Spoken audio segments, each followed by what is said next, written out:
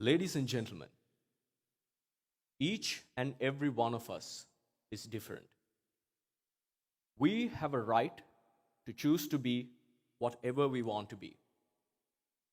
And the presence of these differences is humanity's greatest asset. It is our greatest strength. However, these differences should never be used as a basis for discrimination, oppression, or mistreatment. Regardless of one's belief, race, gender, sexuality, every human being has a right to freedom of thought, religion, and conscience. Every human being has a right to education. Every human being has a right to be able to freely express themselves.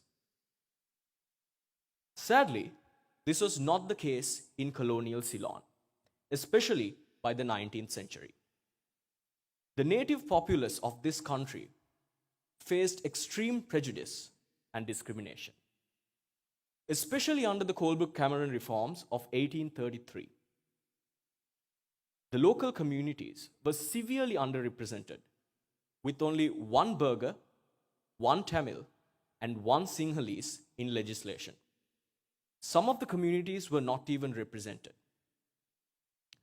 Moreover, the colonialists, they strived to mitigate or stifle and discourage local religious education. And obviously, Buddhism was one of these religions.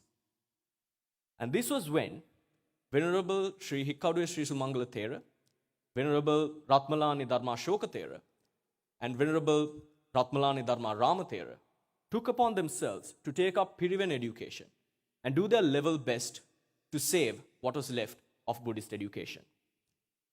Meanwhile, while all of this was going on in Ceylon, a really curious American scholar, a scholar who was eager to learn more about the doctrines of Buddhism, arrived in Ceylon on 16th May 1880. And little did we know that the serendipitous arrival of this individual would change the fate of Buddhist education not only in Ceylon, but arguably the entire world. And this individual is none other than Colonel Henry Steele Olcott. At that time, there were only a few schools that provided education to Buddhists, and the total attendance at these schools was less than 300. And seeing this discrimination and this disparity, Colonel Olcott realized and decided that the best way for Buddhism to prevail in this country was through education. So, together with Venerable Hikkaduwe Sri Sumangala Thera and Venerable Migettu Atte Gunananda Thera, Colonel Olcott reached out to the hearts and souls of the general populace, the common people, to garner the support necessary to uplift and ensure the existence of Buddhist education in Sri Lanka. And to this end, the Buddhist Theosophical Society was formed. After many years of tedious campaigning, sweat, blood, and tears, the English Buddhist Academy was formed on November 1st, 1886, with Charles Leadbeater, an Englishman, an English theosophist actually, as the principal.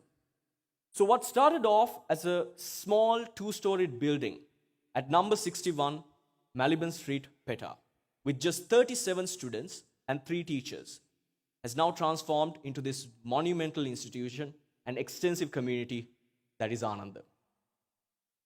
Ladies and gentlemen, the chronicle of Ananda goes hand in hand with the legacy of Colonel Henry Steele Olcott.